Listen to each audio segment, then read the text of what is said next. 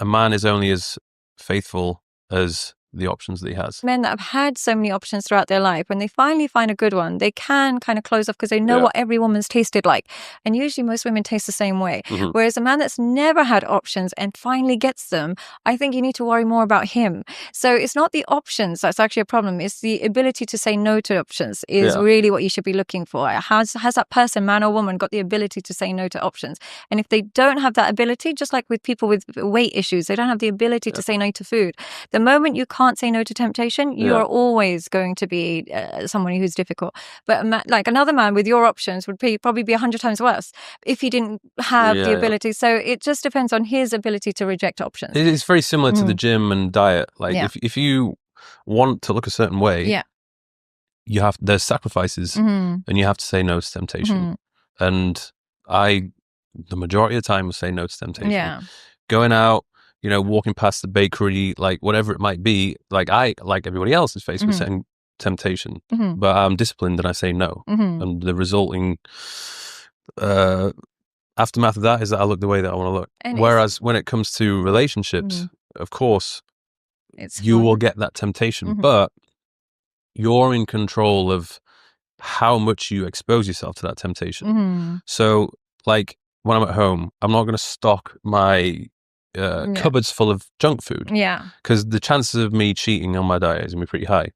Same thing if I constantly go out to parties or I'm putting myself in environments where there's going to be a load of women who are on the lookout for something.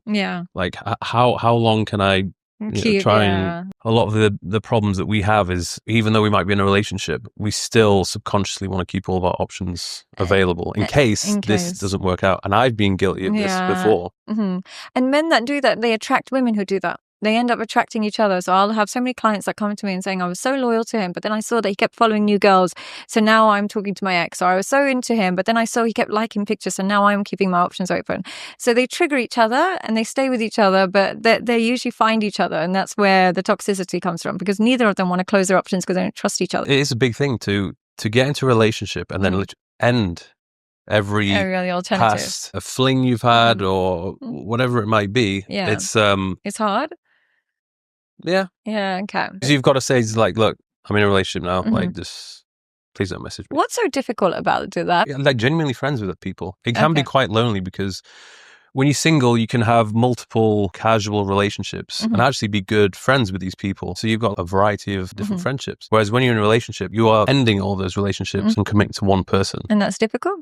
It can be. I understand how cheap attention actually is because I speak to men every day. I know how many women they message in a day. I know how easy I am replaceable.